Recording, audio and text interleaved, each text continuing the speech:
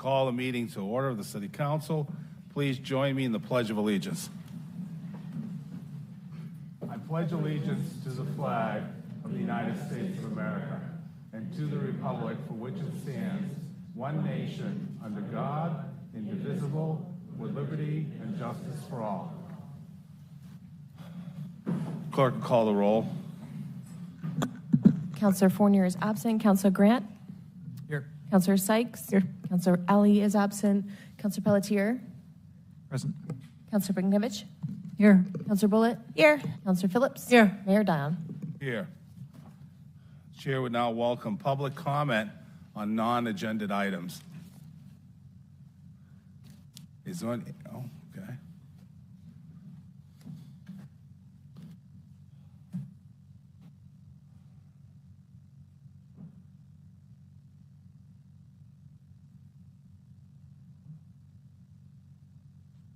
Hello. You can adjust it. Like this? Oh, you might come up. Hi. Okay. My name is Greg Gould, 168 Milton Street, here in Portland. I was remembering an article I read all the way back in 2021. There was an article in, I believe, Newsweek. And the article was about Joe Biden and the president of China. I believe it's Z is how you pronounce his name.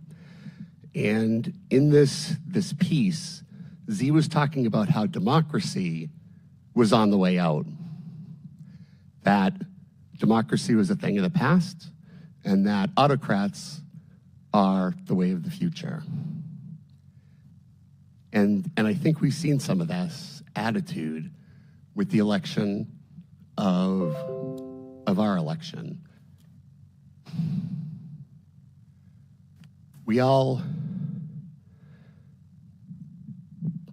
Democracy shouldn't be dead. I hope that it's not. And so this is kind of a jump, but what I want to talk about actually is something that I saw in the goal-setting meeting. And what really bothered me at the goal-setting meeting was the idea that we shouldn't have a coalition government, that we should just have a 5-4 or whatever majority rules, and everybody else can go screw. I think that's the Trump way. I think that's the Trump way. And I hope that that's not what we're going to see from City Council. I hope that we do see coalition. I hope that we do see renters and homeowners getting together and coming up with ways to come up with what's best for the city. If we're going to have this attitude of, I'm going to vote and just do what's best for what I care about and not the whole city or just the few people that voted for me, then we're just going to have a lot of divisiveness. We're going to fight. We're going to hate each other, and we're not going to get anything done. Or what we do get done is going to just produce a lot of anger. I hope that we do have more coalition, agreements, and working together with this new city council. And I hope that everybody can be nice and agree with each other, and that we can come together to create a good future for Portland. I appreciate the new city council members, and I hope you all do a good job. Thank you very much. Anyone else wishing to provide public comment on an unagended item? God, I just noticed we have a whole crew up there. I'll do better looking up now. Go ahead, sir. Evening, Honorable Mayor and Councilors. My name is Zach Barrett. I live on Hunter Street. I recall when the former city manager and former mayor were disputing the functions and limitations of their respective offices, and the city hired an attorney to resolve the dispute and did so in favor of the manager. In recalling the decision, the manager at the time said that we were told we have to follow charter. That's how he said it, without the definite article. Have to follow charter. The same is true with the ethics ordinance and the police review board. You have to follow the charter. The attorneys who drafted the ordinance have not fulfilled this mandate. They have presented an ordinance that varies substantively and significantly from the city charter. And perhaps more importantly, they have not educated the council, the staff, or seemingly even themselves on the functions, duties, and benefits of giving the council ethical oversight over city government. And, not to mention, that's been over a year late according to state law. What's more, they apparently have not considered, much less presented the council with rules on how an ethics commission should conduct business, such as the use of redacted names or executive session. This is troubling. My fears were heightened when the lead attorney spoke disparaging of a volunteer board, the last time this came up, offering opinions on matters of ethics. For starters, there's nothing wrong with volunteer boards. They're not beholden like paid consultants or, for that matter, unpaid consultants. Our system relies on voluntary associations. The planning board is volunteer. The zoning board is volunteer. The charter commissioners serve without pay, and some of them served as volunteers by appointment. One can argue that the city council serves on a volunteer basis with just a stipend, although I would say that councils are both volunteers and employees. In light of all this, and the fact that the city is in violation of state law for not having enacted the Ethics Commission, it is clear that the Corporation Council must find new consultants.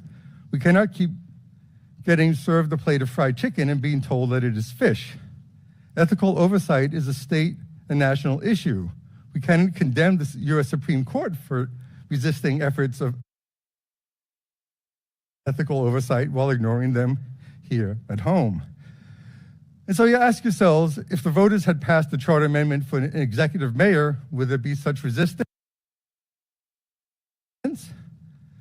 I'll tell you that I would be here imploring you to follow the rules regardless. 30-second warning. Perfect. It is neither of these things. It is in fact, and the fact is that just a handful of people who have been speaking up about it should be an indication that this isn't a torch and pitchfork issue. Quite the opposite. It's about having a council-appointed committee and a council-appointed staff person dedicated to avoiding problems before they happen and having an advisory process if they do. That is all the charter intends, and that is all that it allows. Thank you very much. Anyone else wishing to provide comment on an unagended item? Hi, councilors. Hi, Mayor Dion. I'm not going to give my name for safety reasons, but I'm following up on an email that I sent last Monday, so you can put half a face to a name that way. This is in regards to the imminent threat of hate groups in Portland. As you all know, folks holding a banner reading "Keep New England White" attacked Portland residents last April, and police allowed them to walk away without arrest and without revealing their identities.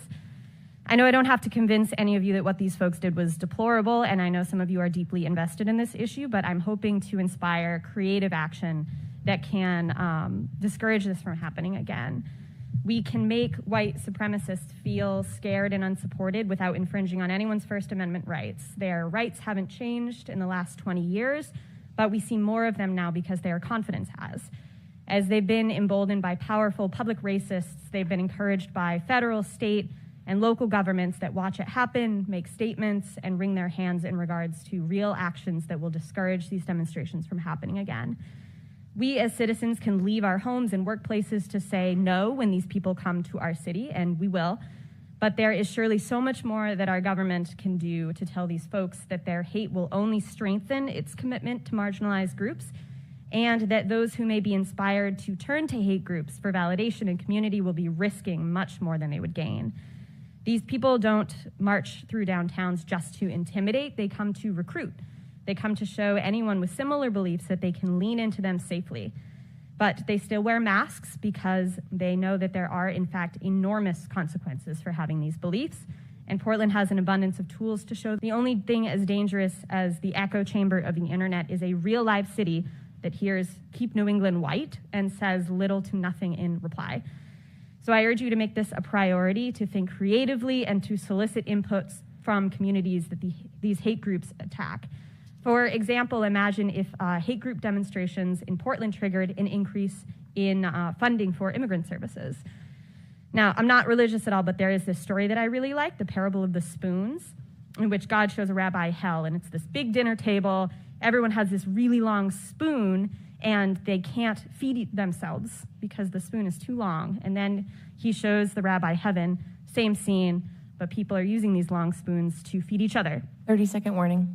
We need a strategy that models the heaven of that story loudly and shows folks in these groups that we will feed them too, as long as they feed their neighbor, no matter who that is.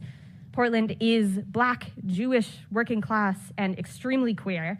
We are all the things that they hate and all of the things that make me love living here. And the actions this council takes are for Portland to protect itself.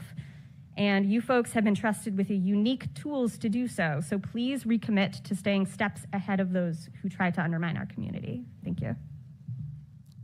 Anyone else wish to speak to an unagended item?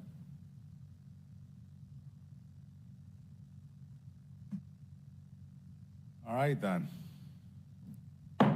Public comment period has come to a close.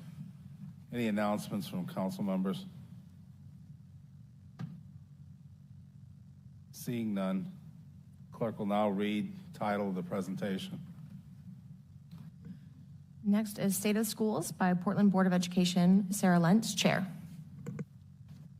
Welcome, Chairperson. Floor is yours. Much.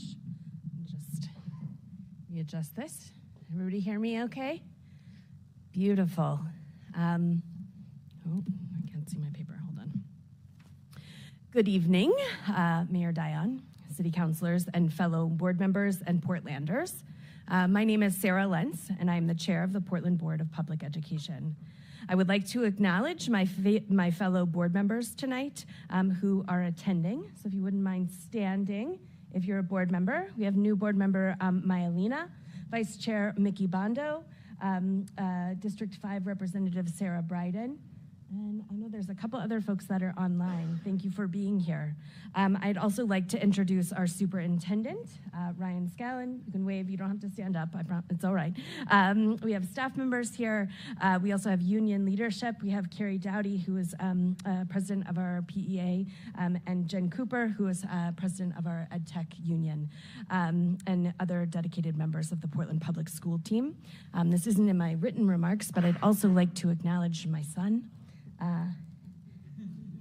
He makes me being on school board possible with everything that he gives up to be here.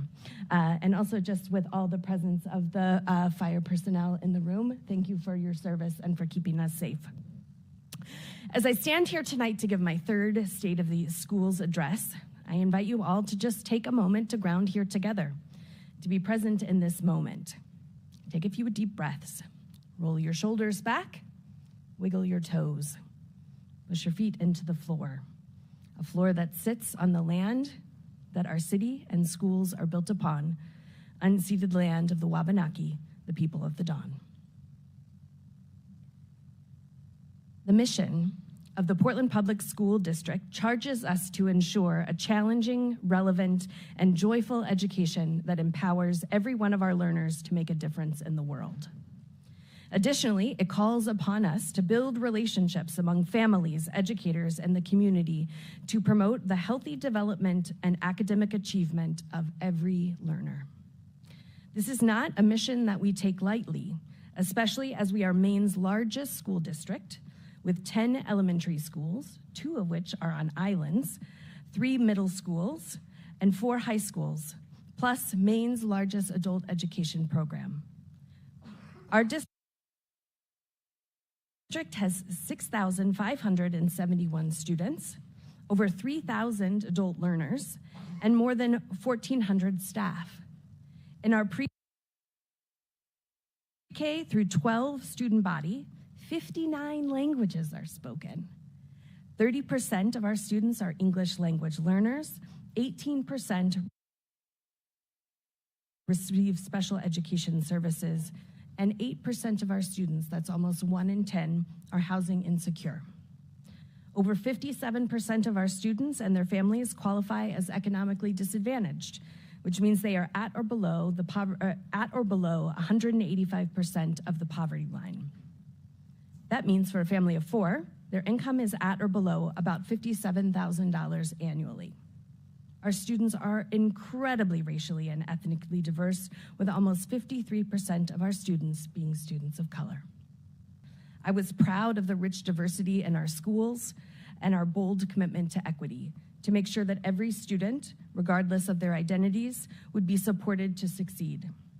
Because of that, I knew my child would get an education here that would be not like other places. I was excited to uphold and protect the work of the district. However, a few months into my service, our payroll and retirement systems crumbled, our superintendent resigned, our strategic plan, the Portland Promise, expired, and I learned how fractured our relationships were with many in the community and with our colleagues here at the city. Our district has made substantial progress in all of these areas over the last few years, and I will share more with you tonight about our successes and the areas we still have to grow in. My biggest takeaway during my time on the board, though, is that we will not meet this mission if we do not move forward together. Last year at this time, Superintendent Scallon was already leading the district in creating a new strategic plan that would be built on the successes of the Portland Promise. He traveled all over our community, from community centers to mosques, to PTO meetings, to multilingual events, to hear directly from community members, families, and leaders about what was working in our district and where we needed to focus our efforts to make things better. He spoke with over 500 community members and encouraged over 900 folks to complete a survey on our district. At the same time, we hired a company diagnostic, identifying the district's strengths and weaknesses. A stakeholder group of community members and partners used this organizational diagnostic to develop what is now our 5-year strategic plan. The board passed this plan earlier this year, and it was also used to inform our budget. As I mentioned before, the strategic plan was built upon the successes of our previous plan, the Portland Promise. Those familiar with the Portland Promise will notice some of its language and concepts echoed throughout the new strategic plan, including equity, achievement, whole student, and people, along with a new strategy, systems. This is not a coincidence. Rather, this plan builds upon the great work already happening in the district, but gives us a focus and a plan to improve our work and specific student outcomes. This strategic plan is also accompanied with the specific data-driven mission measures that will help us keep track of our project and progress and indicate if we indeed are closing the inequities that we see in the district. Each of you should have a packet in front of you that includes more detailed information on the current plan. But tonight, I'm going to go through on a high level, giving clarity to each of the 5 strategies and highlighting examples of already existing successes. The initiatives in each of these strategies move through the same process of design, launch, monitor, and refine. So we've got 5 strategies and 1 plan. Our first strategy in this plan is equity. We strive to be an anti-district by rooting out systemic inequities and vigilantly supporting each student to achieve their potential. While equity is its own strategy, it's also woven through all areas of the strategic plan and serves as a foundation for our work. We're currently designing initiatives to advance staff mindsets and cultural humility in support of equitable outcomes and experiences for our students and family. Future efforts in this strategy include further developing opportunities and systems that improve outcomes for our historically underserved families and students, designing and implementing enhanced adult education programs, expanding and strengthening programs that deliver outcomes for multilingual learners. But here are some examples of work that's already happening around equity. During an October visit to Mackworth Island in Falmouth, our 4th graders had the opportunity to learn more about the Wabanaki through stories of people and land. Students spent time with a Penobscot archaeologist, learning about the earth and human changes over time and getting to experiencing portaging a canoe.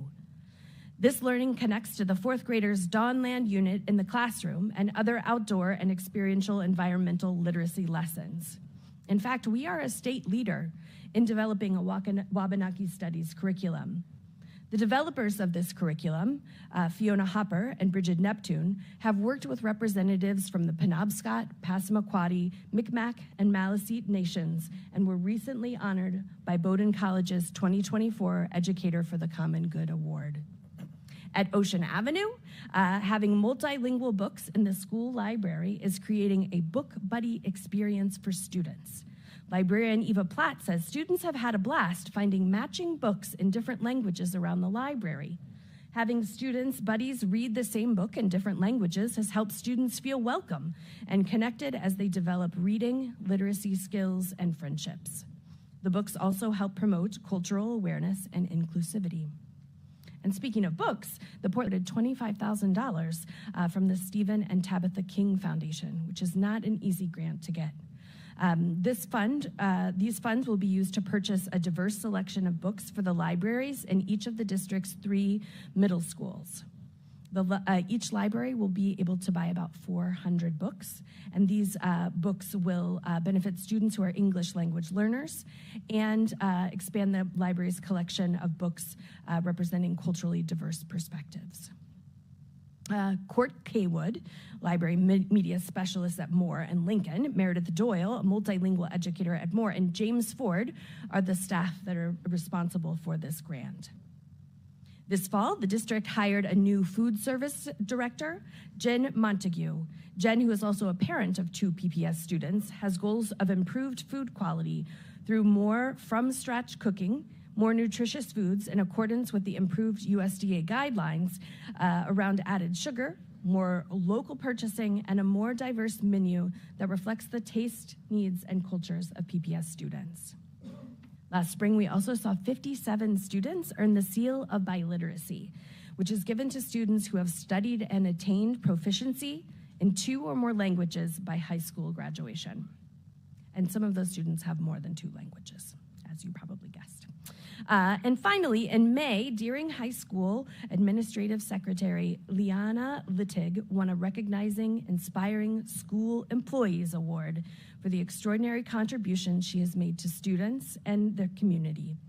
Littig, who is proficient in Portuguese and Spanish, is particularly helpful in supporting Deering's multilingual families. The second category of the strategic plan is achievement. We enhance academic preparedness for college and career and instill a joy of learning in our students by delivering a universally accessible, rigorous, and equitable curriculum. This year in grades K through 8, we've been supporting the use of high-quality instructional materials that provide students with consistent access to grade-level tasks through full implementation of both CKLA and EL literacy curricula. In addition to the implementation of these curricula, we're continuing the high school redesign process as part of our work to make sure that every student is prepared and empowered. We've hired the company DMG to help us evaluate our specialized services and to ensure our students with disabilities and their families are getting exactly what they need to be successful. In years 2 through 5 of this strategy, we'll be focusing on universal implementation of math, science, and language arts curricula, developing school capacity to provide more effective instruction to multilingual learners, implementing a plan to increase students' access to enrichment subjects like arts, computer science, and world languages.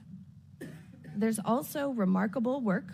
Student Literary Magazine was recognized in January as a 2023 Realm First Class magazine by the National Council of Teachers of English. The Blue Heron was the only student magazine in Maine to be recognized.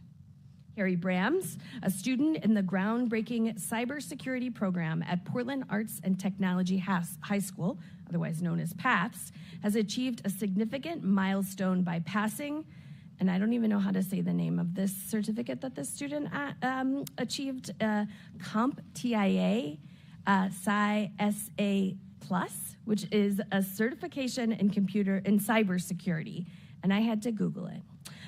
He is the first PATHS student to accomplish this feat. Also a special shout out to his teacher, Nate Jalbert.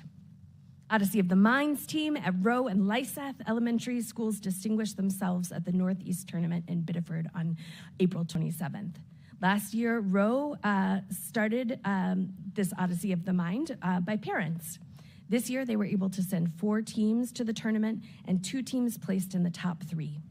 The Classics team placed second in their problem and division, and Roe Technical team placed first with the special achievement of a perfect score. In April, Deering High School 11th grader Violet Bloom Levine took first place in Tyler Technologies' main app challenge for creating a system for easily scheduling parent-teacher conferences. And 2 Portland High School juniors, Harriet Mishkin and William Guerin, are already contributing to real-world scientific data. This one is really cool. Under Dr. Jose Fernandez Robledo of Bigelow Labs, these students participated in an experiment to test for the presence of transmissible neoplasia, which is a type of cancer in soft-shell clams in Scarborough. So far, they have found that polluted water is a potential cause of cancer. This is just one of the 50 internships in the 2023-2024 school year that have been coordinated by PPS staff member Andrea Levinsky. Oh, this is another good one. Oh, this is just the best job. Simon Bean, an 8th grader at King Middle School, has been awarded $500 of a service learning grant from Paiding for a Purpose for his project, Building Community Through Building Birdhouses. Simon hopes this project will aid fellow students in gaining insight to future career paths and opportunities as they continue their education. Simon plans to bring students together to research bird-specific housing requirements and begin their designs. Once the designs are finalized, they'll construct their birdhouses, which will be uniquely decorated by each student and displays through the high school's campus.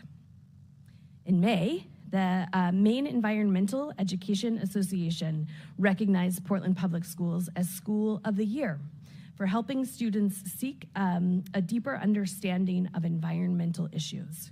Because this work is district-wide, led by Environmental Literacy Coordinator Katie West, the award went to the entire district instead of just one school. We also had 7 Portland Public School students named as semifinalists in the 2025 National Merit Scholarship Program. Those students were Madeline Butters, Lawrence Foster, Devora Katz, and Alexander Price of Portland High School, and Deering High School seniors Violet Bloom Levine, Anya Muchado, and Asha Tussing. And finally, in January, the Deering High debate team won the 2024 Speech and Debate Championship. Strategy number 3 is whole student connected community. In partnership with families and community organizations, we nurture supportive, inclusive school communities that promote belonging and engagement. In this first year of the strategy, we are focusing on increasing the capacity of schools to create and implement whole school systems, like social emotional learning curriculum and relationships that provide a joyful, supportive, and safe school culture. Other initiatives include developing and implementing systems for identifying and delivering behavioral support services, developing and scaling a community schools model to effectively support students and expand access to community partnerships, expanding access to out-of-school time activities such as sports, clubs, and other non-academic opportunities, implementing student leadership opportunities, and ensuring that we meet commitment to universal readiness for kindergarten through partnership with community organizations. Already this year, our community has been showing up to support our district. In October, world-famous Grammy Award-winning cellist Yo-Yo Ma visited the Merrill Auditorium for a performance with the Portland Symphony Orchestra. Thanks to some enterprising educators, high school students got a unique opportunity to watch Ma rehearse before the concert. In addition, the iconic musician took time to speak to students, as did PSO principal cellist Brent Selby. In September, the Portland Public Schools held ribbon-cutting celebrations of the beautiful new renovated Presumpscot, Longfellow, and Reiki elementary schools, marking the completion of the Portland's Building for Our Future projects. As a reminder, city voters in 2017 approved a $64 million bond for those renovations. As Superintendent Scallon said, these buildings provide our students with the 21st century learning environments they deserve and need to succeed. Students and teachers have access to beautiful and improved learning spaces that are essential to facilitating teaching and learning and to build strong, safe school communities, all of which are foundational to the equity, achievement, and whole student goals of the new strategic plan. 2 students at Deering High School were selected this summer as Bank of America student leaders. They won paid internships and connected them to some financial planning resources. Those students were Isabella Figdor and J.L. Moa. And for nearly 2 decades, the 7 judges of the Maine Supreme Judicial Court have held arguments and appeals in real cases in high schools around the state. This year, on Wednesday, October 9th, the state's highest court held its oral arguments in Deering High School, with students from Deering, Portland, and Casco Bay all invited to attend. On October 25th, Deering High School also hosted 3 ambassadors to the U.S. from French-speaking countries. We saw Laurent Billy of France, Noel Nelson Missone of the Gabonese Republic, and Marshall Nyobodo of the Central African Republic. These events celebrated the French language and heritage in Maine and provided a unique opportunity for students to engage with high-level diplomats. Another opportunity that came up this fall was when the Portland Adult Education held a special public forum hosted by their English for Speakers of Other Language students shortly before Election Day. The timely event provided an opportunity for PAE students to engage with state and local leaders on pressing issues like housing, immigration, gun violence, and transportation. This event showcased the efforts of 75 of our Portland Adult Education students, ranging in age from 20 to 86, who hail from countries across the globe. They were representing countries like Somalia, Guinea, Turkey, Angola, DRC, the Dominican Republic, and many, many more. Students asked prepared questions about issues they have been researching and discussing with their classes. As someone who was asked those questions, they were not easy to answer. Separately, we had some sports achievements this year. So we had Portland High School seniors Samantha Moore and Aaron Johnson won cross-country state titles, and Portland High won Class A football championship. Congratulations. The Ram Dogs, raise your hand if you know about the Ram Dogs. Okay, yeah, okay, let me tell you what they are. So it's a cooperative of our girls' swim team. So Deering and Portland came together to make one full swim team, and they call themselves the Ram Dogs. It also has members from Casco Bay and Baxter Academy. It's probably one of my favorite adaptations that the district has created. And they won their Class A girls swimming and diving state championships on February 20th. And we like to say, "Ba woof" to these outstanding athletes. Oh, thank you for laughing. This year, we also had tremendous support from members of our community through the Foundation for Portland Public Schools. The foundation was able to start multiple new funds this year, including an Ed Feeney Athletics Fund, which provides athletic gear to students who can't access it otherwise. And additionally, the family of Megan Mears made a generous and multi-year gift through the foundation that is infusing our teacher grants across the district. And our 4th strategy is people. We elevate recruitment, retention, and staff development practices focused on ensuring instructional excellence and cultivating an inclusive work environment that supports collaboration and staff well-being. This year, we're focusing on implementing a shared vision for a strong and inclusive staff culture where staff are valued, affirmed, effective, and supported. An example of this approach is when the entire staff of approximately 1,400 Portland Public School employees gathered in one space, Merrill Auditorium, on August 28th to kick off the new school year as one district. Typically, everyone in the district starts in their own school and in separate schools and in central office. This year, we used a different approach, and it was a one-team approach to generate energy, inspire all Portland Public School employees, and to create a shared sense of belonging. Additional initiatives coming up in this category include implementing recruitment, selection, and support systems to enhance the quality and demographic diversity of staff, strengthening onboarding for staff to increase effectiveness of new hires, strengthening practice of all staff, teachers, and leaders through improved systems to provide regular feedback, coaching, professional development, and evaluation. We know that our people in Portland Public Schools are our biggest asset, and retaining our talented staff is essential to the success of our district and our students. So many of our staff are recognized each year for their outstanding achievements, and this year is no exception. Courtney Graffius, Technology Integration Coordinator, received the 2024 School Administrator of the Year Award. This award honors administrators who have helped develop strong and effective school library media programs in their district. Greg Tosi, who's a longtime Deering High School athletic trainer, received the Bill Cox Service Award for his dedication to athletes' well-being. Michael Loring, lead custodian at Presumpscot Elementary School, won Maine's 2024 Migratory Waterfowl Stamp Art Contest. And I just think that's such a great example of the people that are in PPS, because they are just experts at supporting our kids and other things in the world. It makes for such a rich community. Educational technician Jennifer Cooper, also here tonight, won the Maine Education Association's 2024 Joan McGovern Education Support Professional Award. Heather Sawyer, a science teacher at Deering High School, is this year's winner of the Russell Award.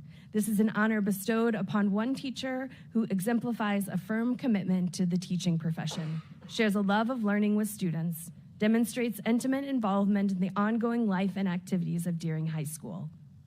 East End Community School students and families came together in May to hold a Danny Day, a celebration of Danny Lowe, who is a beloved crossing guard with autism who has been helping students make it safely across the street for many, many years.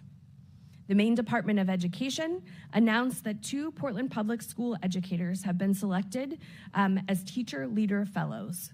Joshua Chard, who was also Maine State Teacher of the Year last year, and Melissa France, who's the district's Special Education Multilingual Coordinator, are members of the new class of 6, hold on one second, I lost my place here. Jonathan Graffius, Deering High School computer science and technology teacher, is the New England region winner of a Computer Science Teaching Excellence Award from the Computer Science Teachers Association.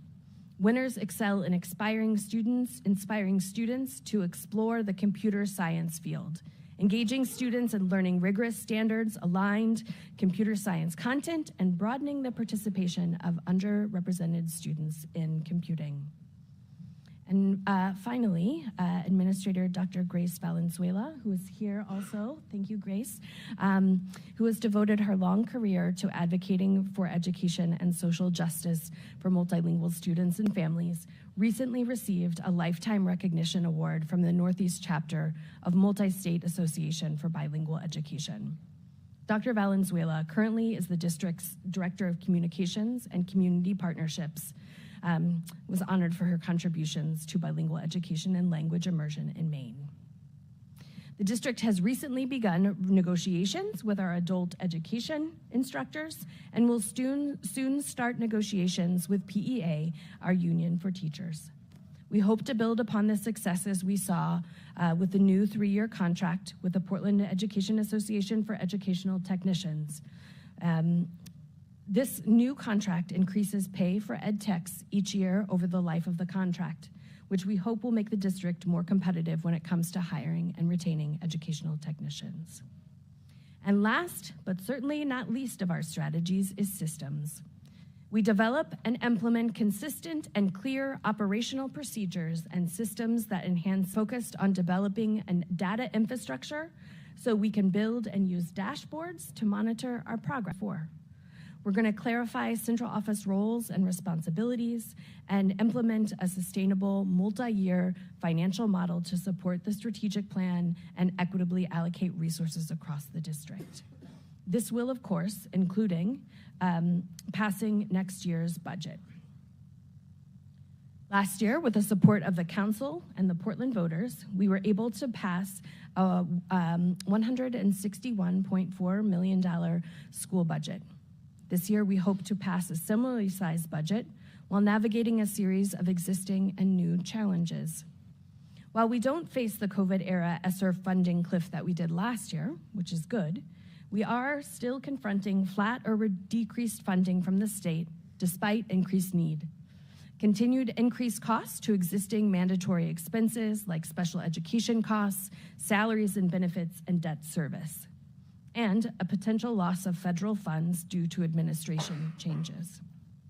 It will take all of us to create a budget that meets the needs of our students while discuss our priorities and look forward to your questions and ideas.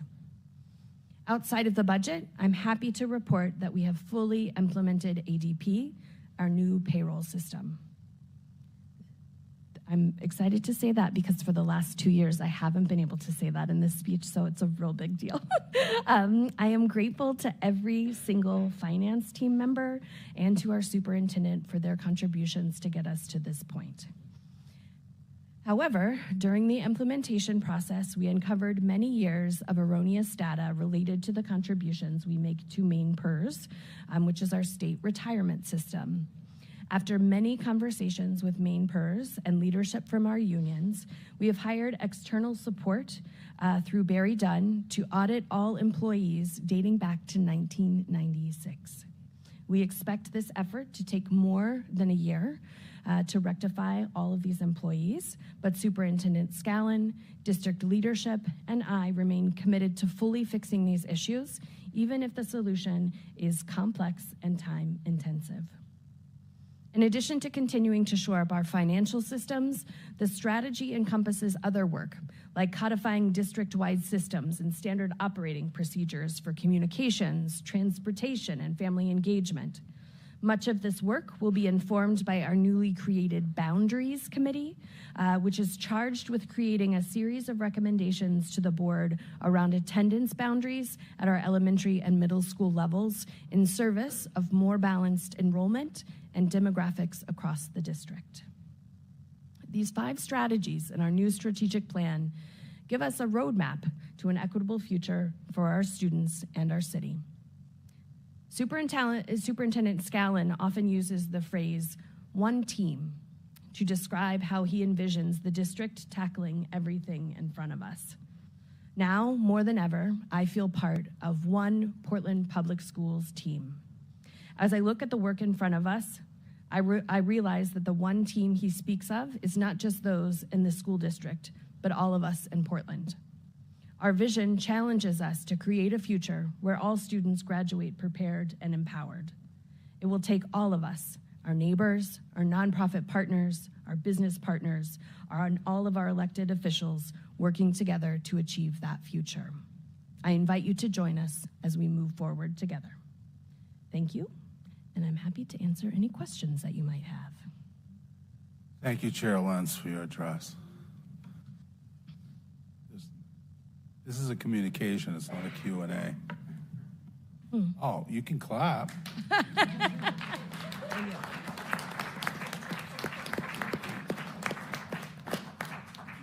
I was trying to read what you were doing with your hands. Thank you, Chair.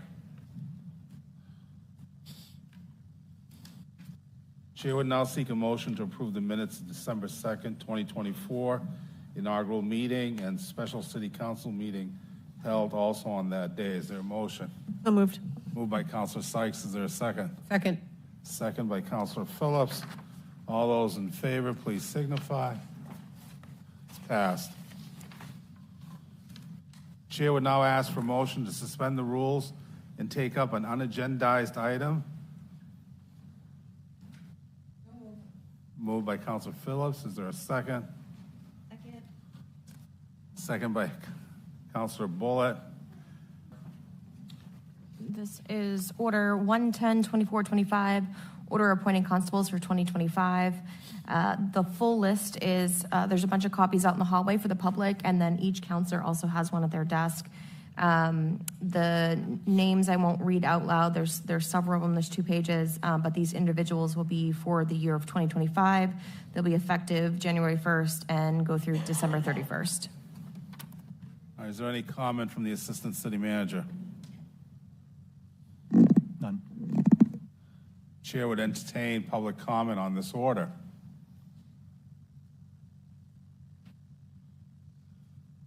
Seeing none, Chair seeks second. Second. Council discussion. Counselor? Okay. Counselor Sykes? Could you explain sort of just a little bit more about what these are, what these positions are, what they do, and why we're just getting it at the last minute?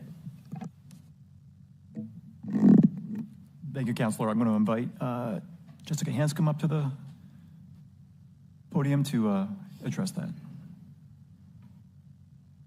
Hi, Jessica Hanscom, Director of Permitting and Inspections. This comes up in the last meeting every December. It was an oversight of ours that it didn't make it, but anyone that issues a notice of violation or any type of summons to anyone would need to be a constable each year. So we're appointed every year for January 1st.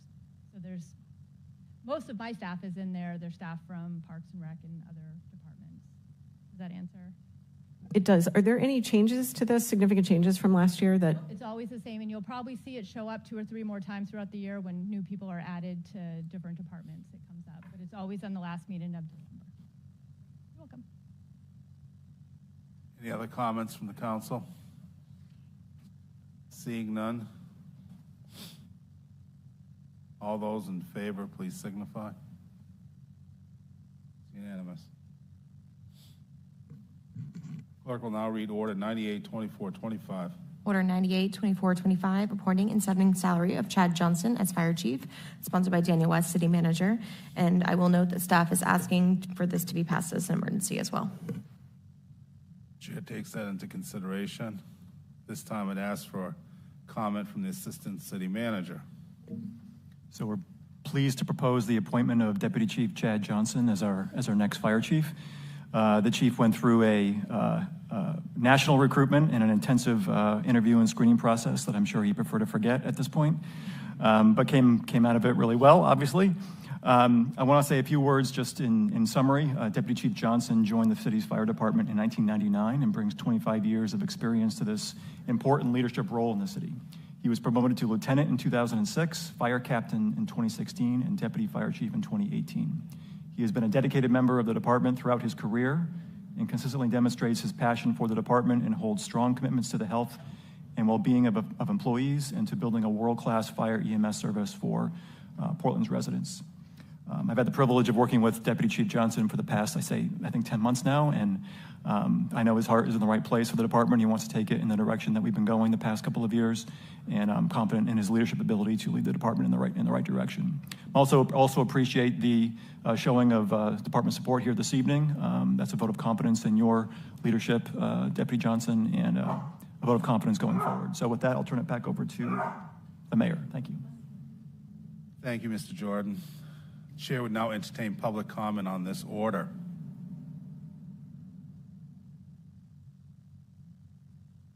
I don't know if you should take the silence as good news. All right, then. If there's no public comment, I'll take a motion for passage, and this has to pass as an emergency. Move to pass as an emergency. Is there a second? Second. Okay, moved by Councilor Bullitt, seconded by Councilor Sykes. Discussion by the council.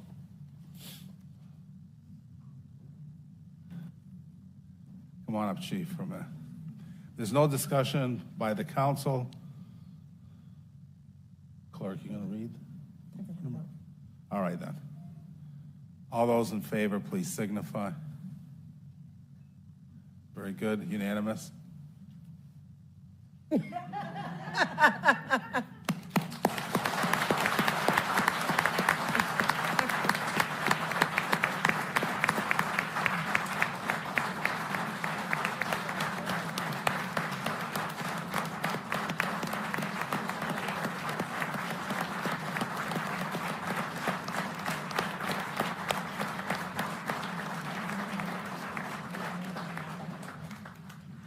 Chair now can address you as chief. You have a few words for everyone, I Chief? do, just a few. First off, thank you, Mr. Mayor. Thank you to all the city councilors, city staffers that are here, my family, my friends, my colleagues. Thank you for being here tonight for what is a memorable moment for myself, for the city, and the fire department. As the PFD takes its journey, allowing me to be their 17th leader, I'm honored to be entrusted with such a great responsibility to lead such a diverse group and dedicated and trained professionals. The demand for success in this position is high, and I intend on delivering to the citizens, the leadership team, and the employees. Chief Guttrow left our department in a good place. There's energy amongst every rank to keep this positive motion. As the chief, I will pledge to my leaders and to the fire department that we will continue to move the department ahead, and we will do this by continuing to build trust and collaboration amongst all levels. We will, without a doubt, continue to advance our fire and EMS service into the future to be Maine's premier fire department.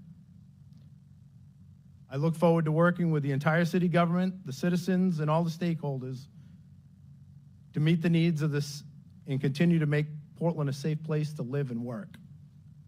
Thank you for this honor. Thank you, Chief.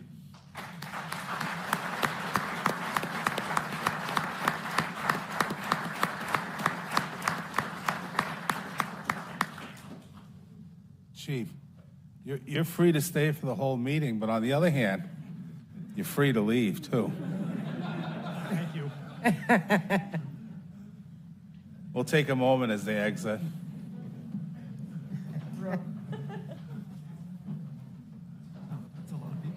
Yes.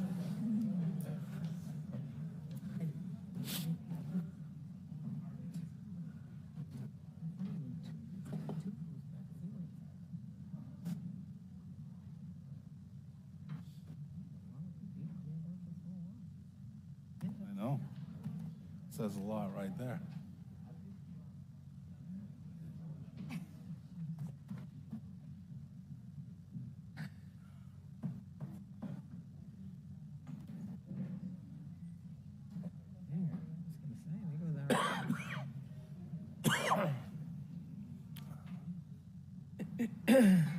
Well, we're left with an empty hall.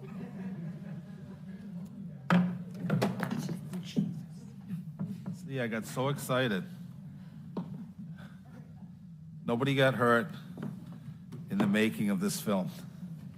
All right, then. It's okay. We will now...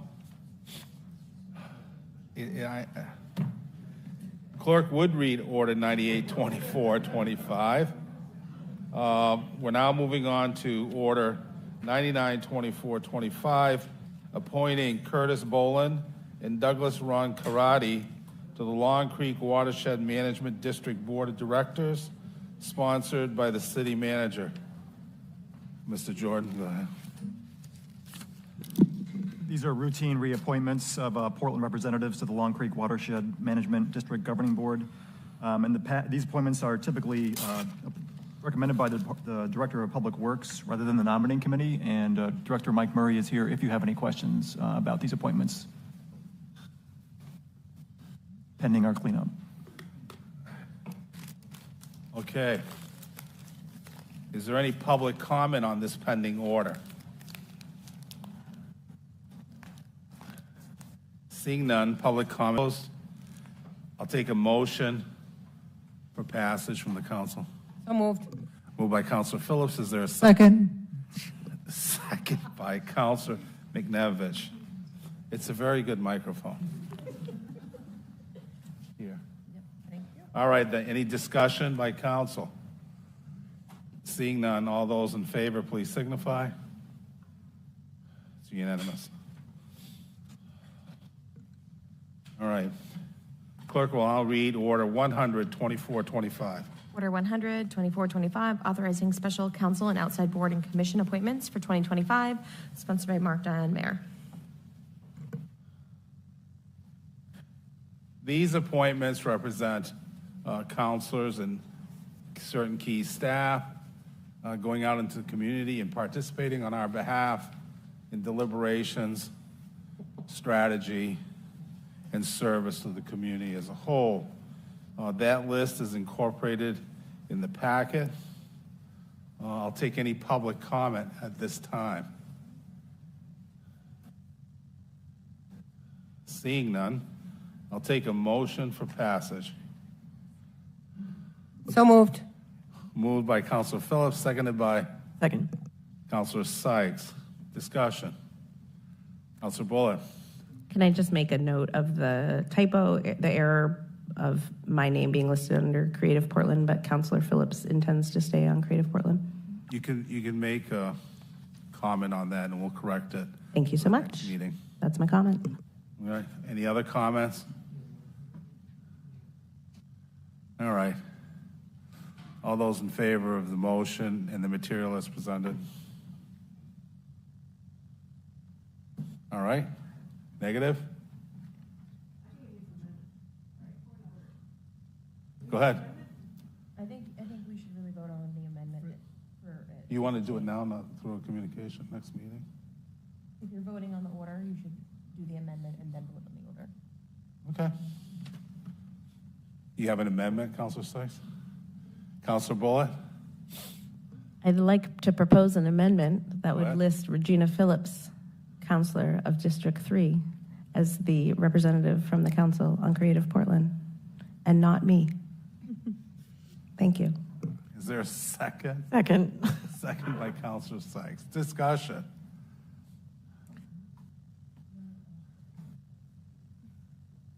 Discussion? All right, all those in favor of the amendment? Good. Now we'll move the order as amended. Is there a second or first? First by Councilor Grant, seconded by Councilor Phillips. All those in favor of the amended order? Okay. Clerk will now read consent items / orders 101, 2425 through 103, 2425. 101, 2425, granting municipal officers approval of Ton Yon Hot Pot, hope I said that right, applications for class 3 and 4 food service establishment located at 29 Forest Ave. Order 102, 2425, granting municipal officers approval of North Deering Tavern. Application is for class 1 food service establishment located at 1349 Washington Ave. And order 103, 2425, granting municipal officers approval of Tommaso's Pizza and Burger Bar. Application is for a class 1 food service establishment with outdoor dining on public property located at 51 Wharf Street, all sponsored by Daniel West, City Manager. Any comment from the Assistant City Manager?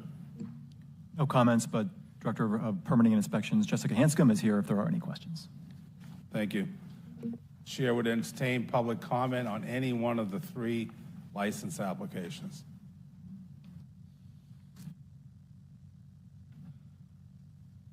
Seeing none, public comment is closed. Is there a motion for passage as a consent calendar? So moved. Moved by Councilor Phillips. Is there a second? Councilor Pelletier. Thank you. Discussion. Councilor Phillips.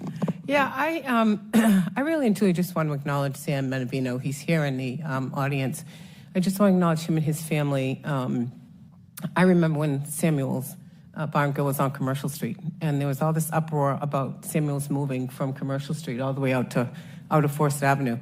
People were really concerned that the patrons wouldn't follow them to Forest Avenue. And let me tell you, boy, did they follow them. And so I really, as somebody who frequently goes to Samuel's, my mother literally calls every single day asking what the specials are. We're just going to miss Samuel's. We're so grateful to you and your family for being a neighborhood bar in that neighborhood for so many years. I don't know if it's been 20 years, for making this move and opening up this new restaurant in a new part of the city. And so thank you for all of everything you've done in being a restaurateur for the many, many years you have. So thank you. Thank you, Councilor. Councilor Sykes. I'm glad you're here. I wanted to say thanks as well. Samuel's is really an institution in that part of Morals Corner, and we're going to miss it a lot. I had a friend that I helped, really was on the cusp of homelessness and was able to move to Portland and found community in your bar. And it really was heartwarming to see him turn his life around and find a community. So I'm glad that you're not going away forever, and there'll be a new home for it up north. Thank you. Any other comments from the council? Seeing none. All those in favor of the consent calendar? Passes unanimously. I know Mr. Minervino's here. Anyone from the hot pot? Hi. And from, no, I know, I addressed them. Tomasos. You make one mistake in this council and the rest of the night, they wonder if you're competent. So for the three owners or representatives of the license, I just want to say on behalf of the city, thank you for making a decision to do business here. I know we talked about Samuel's, that's a long-term, almost iconic presence in the city of Portland. And the goal in approving a license is hoping that one day other businesses can make a similar claim that they've become part of the fabric and tapestry of this city. So thank you all for making that decision. And I hope as a city we can do all in trying to get you the success you deserve. And you are now free to leave. That's all right.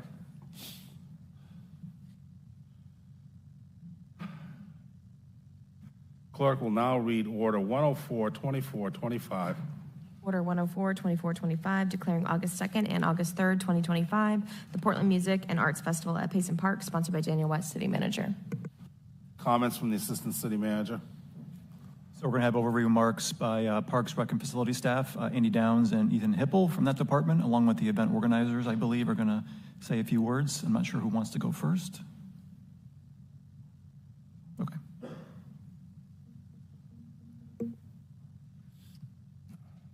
Thank you. Andy Downs, Director of Public Assembly Facilities.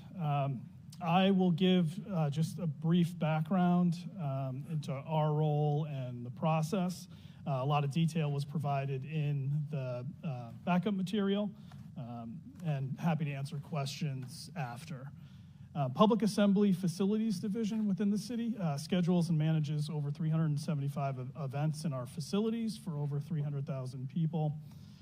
We review and issue over 250 permits, over 480 event days in the city for over 120,000 attendees. Our role in this process is to help organizers navigate the process and also facilitate a review of applications and proposals that are brought forward. Most of those applications are reviewed and approved by multiple city departments, including Public Assembly, also Parks Division, Police Department, Fire Department, Business Licensing, the Traffic Division, Parking, Risk Management, and others as needed are all involved in the process and meet monthly to review. City staff, we bring about 10 applications to City Council for approval and review each year. And those events we're anticipating over 2,000 people attending and lasting for more than 3 consecutive days. This particular event is being proposed as a 2-day music and arts festival on August 2nd and 3rd, utilizing less than half of the park on those days. So it's only a full closure for the 2 days of the event, and full closure in just the footprint of the festival. About half of Payson Park will remain open throughout the process. It's going to showcase national and local artists and local food and drink. It's family-oriented. Kids 12 and under are free, and they are offering a $1 per ticket fee to the city of Portland, a donation of $100,000 that will go back into Payson Park, covering all expenses. And Tyler Grill are both independent small business owners with a history of producing successful boutique festivals regionally. They've put a lot of time and effort and have provided extensive detail throughout this process, and have met with city staff on multiple occasions with our, 3 times at our monthly meeting. They've met with Friends of Payson Park, the Parks Commission, and have done quite a bit of outreach in the community to organizations that may be impacted and others. They've been extremely collaborative in the process and willing to work with the city regarding any concerns and challenges that arise. Just a reminder is that if it is approved this evening, we still have 8 months, close to 8 months of planning to take place, which the city will be a part of and actively involved, and will be able to facilitate any ongoing communication as needed throughout that process. The overall impression that I've gotten and other city staff have gotten is that their approach has been more of putting on a festival for Portland than putting on a festival just in Portland. So it's been a good experience working with them this far, and happy to do so going forward. Thank you. Happy to answer any questions that you have. All right, for terms of process for the new counselors, Andy was speaking on behalf of the city manager. He'll retire from the podium. I'll take public comment. We'll make a motion on the floor, and then we can invite Andy back or Director Hipple if they can fill in some blanks in our thinking. So that said, is there anyone willing to provide comment on this particular order?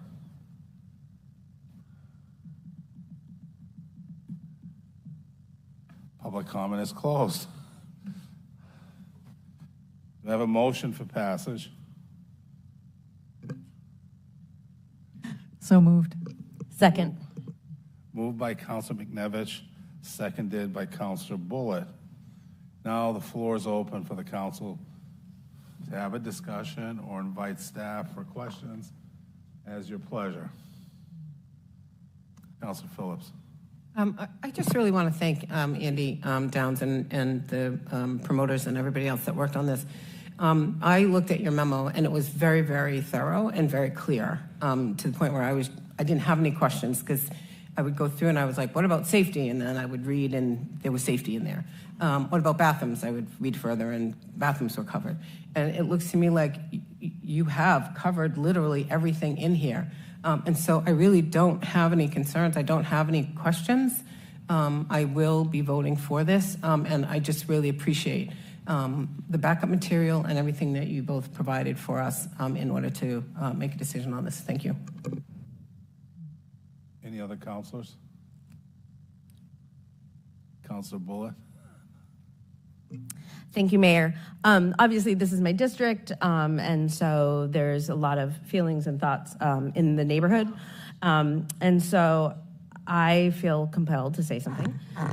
In my professional boss life and in my personal parenthood life, I have worked really hard to unlearn that knee-jerk reaction of absolutely not when approached with an idea that is new or out of the ordinary.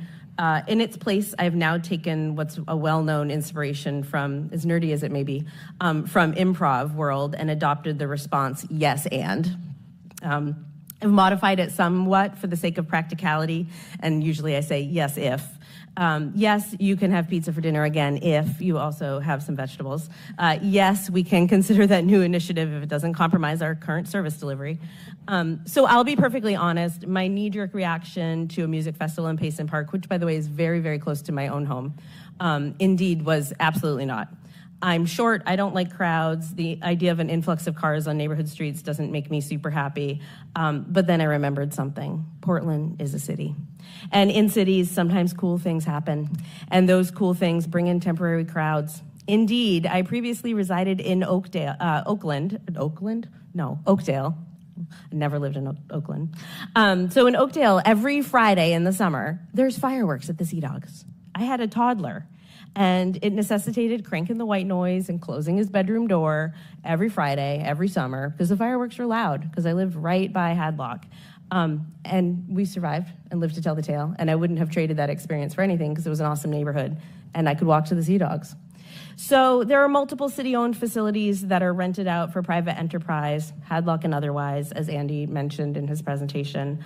And I've spent significant time reviewing this application, listening to constituents, some of whom I know I'm going to disappoint tonight. I hope that they go to the concert. I hope they have a fabulous time, and I hope they're able to change their minds. I also met at length with Andy. Poor Andy had me in his office for many hours, and the parks team to talk details. So after all of this, my response is yes, if all the neighborhood and constituent concerns are listened to. Yes, if you meet with Seaside Rehab Center and the Portland Housing Authority, which I know that our proposal folks tonight have done. And so I just want to reiterate that this is a one-year permit application. This is not some sort of long contract. It has my support, yes, if, and I hope that it's a smashing success and that we can have some awesome music in Portland this summer. Thanks so much. Councilor Sykes. Thank you, Chair. I will not be voting in support of this tonight, and my reasoning is, aside from the many, many constituent emails that I've received in opposition to this and concerns about the noise, the retirement home that's nearby, the state of the fields, how much use this gets during the summertime, coinciding events with I think it's Beach to Beacon? Anyway, one of the races that we have here. Lots and lots and lots of concerns. This is a public commons, and that is not something that I feel is something that we should be renting out for concert promotion. We have a purpose-built venue for this at Thompson's Point, and that is the appropriate venue for something like this. There are so many games and events that go on at Payson Park throughout the summer. This would be hugely disruptive to the taxpayers who love and enjoy this park. And it is a public commons, and I just don't think that it should be used for a for-profit venue. So I will not be supporting this tonight. Thank you. Any other comments? Councilor Grant. Would this be a time to ask some additional questions if we have them? You may.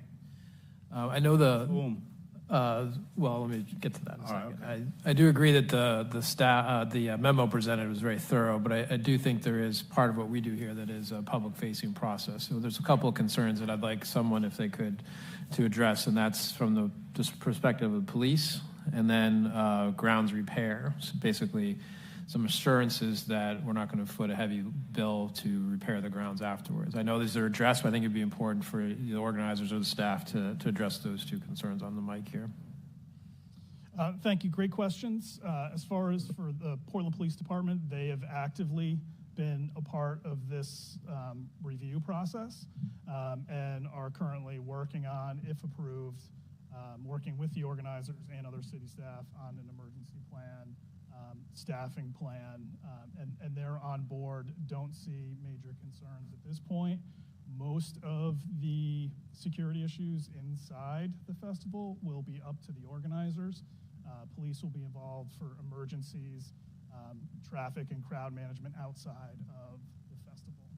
So they are actively a part of the process and in support at this point. As far as repairs, the organizers will be held to financially take care of any damage that is brought to the grounds.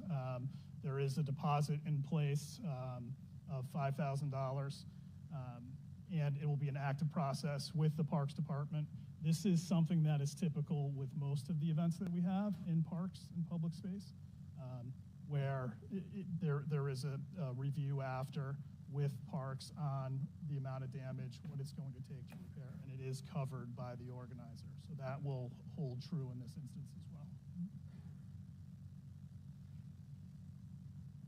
well. Those are my questions, if I may just make a comment. And I will be supporting this. I would encourage the staff to specifically focus on police in the neighborhood immediately adjacent to Payson. That's where a lot of the comments derive from, and I think sort of doubling down on that service would go a long way to assuaging the fears of the local residents.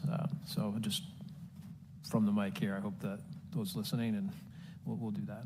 Yep, we can follow up on that. Thank you. Thank you. Can I ask, I want to ask a couple questions. One, can we be more particular about the nursing home issue? Because I got a couple of emails about that. In terms of, was there a real intentional meeting with the staff there to discuss this, and what were the results? Yes, a meeting has taken place. They're in communication with both Public Housing Authority and Seaside. The organizers and the city have listened to concerns and will continue to do that moving forward. Again, reminding that there are still months of planning that needs to take place before this happens. So that has certainly been heard as a concern and is being taken very seriously by the organizers and by the city. Let me move on to parking. It's hard to think of the 4th of July without the invasion of private vehicles parking on all the public streets of the Hill, and we manage that. Private acts invade Thompson's Point, and there's significant spillover at times in the abutting neighborhoods. Given that there's a perception, like if I lose the space in front of my home, somehow that's not right, or suddenly our street is occupied. And actually, it came up during the North Deering Park deliberations where there was fear that parking would overrun the neighborhood. I mean, what's been your strategy to deal with that? Well, that's certainly a main concern for city staff as well as organizers. It is a point that needs to be addressed, and there needs to be a good plan in place going forward. A lot of discussions have been around the neighboring streets, talking with the parking division, traffic division, on what we can do to lessen the strain on those areas, whether it's temporary signage. They will be hiring parking control officers to be monitoring those areas. So there's already planning in place to make sure that those are given the attention that they need, and we'll continue to develop that plan. But utilizing parking control officers, signage in appropriate areas, and looking at each street and how that relates to what the festival's going to look like is going to be important. All right, moving on to recreation in the park itself. What exactly will the average person be prohibited from participating in once the footprint is established? And it's a footprint that's going to last, what, a day and a half or 2 full days? There'll be roughly 10 days in portions, but during that process, park access will remain open. The main staging areas are the Dyer's Flat area and also the Triangle, which are the least impacted from the day-to-day use scheduling of games and just utilizing tennis courts, basketball courts. Those will all remain open the entire time. Those can be utilized even on the event days on the 2nd and 3rd. What we need to do is make sure that we're getting information out to the public on how they can access those areas on the day of the festivals, to make sure they're aware it's open, but also how to access them on that day. But those are the 2 areas that are mostly impacted, and Inlet Road will be impacted on the 2 days. How about East Deering Little League? Have they been consulted? I have not spoken to East Deering Little League. Have the promoters spoken with East Deering? I want to just address this idea that Little League Baseball might have an adverse experience with this. I don't think they're active at that time, but we'll make sure that we're communicating with them. Do you know when the season is for Little League? I don't. All right, that's helpful to know because my little ones are 40 years old now, so I can't remember the schedule. But I'm just bringing that up because I'm trying to get a sense for the council as what is that exactly interrupted. You know, it's going to be a footprint that it's not used as formally as some of the other resources in the park. I know as of right now, there's nothing scheduled on those fields at that time. And if inquiries come in about use and renting, that's our opportunity to let them know about how they'll be impacted and how they can navigate around that time.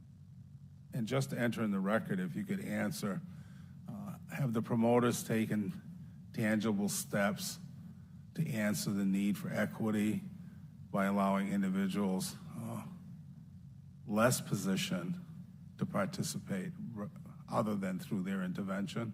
Yes, no, that's been an active point. And I know they're actively working on ways to incorporate affordable ticket pricing and ways to be inclusive. All right. Anything else from anyone else? Council McNevich. Oh, this is still on. Yeah, I want to good points, a lot of passion about it. Not many people for it. Your questions were my questions, or questions that I've mainly had answered.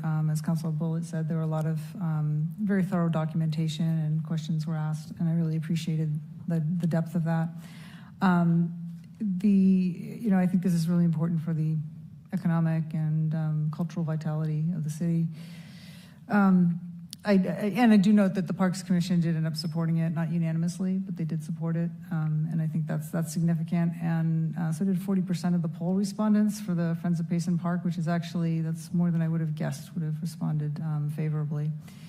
And this is 1 year, and if it's not done well, probably won't happen again. And to that point, the disruptions are real, but for the most part, they're temporary. So the two things that I'm kind of curious about, Andy, are in terms of remediation, which I think we can just go ahead and assume there may be some. What does that look like on staff's end? Because we do still have some unremediated damage to, for example, the Bayside Trail from a couple summers ago with the encampments. That we still got some broken benches and things like that. So, what's the staff capacity for those repairs, or what would that entail, or what would you expect it to entail? And would it be possible? This might be another question, to get an after report of what went well and what didn't. Because I really don't want to be back here in a year being asked this again and saying, I think it went pretty well. I'd like some detail on how it actually went so that we can seriously evaluate whether we do it again. Thank you. Remediation. So the Parks Department primarily will be involved in the process of determining what damage has been done, what it will take to repair. So they'll be assessing. It's not city staff that are necessarily doing the work. It can be contracted out, but all of that expense is going to be covered by the organizers. And the second part was about a debriefing, and that's absolutely part of our agenda, is that we'll be reliving this and diagnosing what went well, what could be improved, and that will happen well before a thought of bringing this back next year. I know that the organizers are invested in this, and I think that is a goal for them to have this as a community event ongoing, but this is a one-year agreement that will need to be evaluated and assessed following, and we will facilitate that as city staff and be able to present that either prior to bringing it forward or just even if we don't bring it back, this will be an assessment after. You're welcome. I have one final question. I'm sorry. You're not going to get through, this isn't a speculation on my part as a forward to the question. I don't think you get through this without any damage, all right? So when it comes to damage, what do you reasonably expect that to look like? Well, is it compressed turf? Is it broken trees? You have to have some sense when you're negotiating with the outside parties, what's to be routine type of damage to be expected from such a transaction?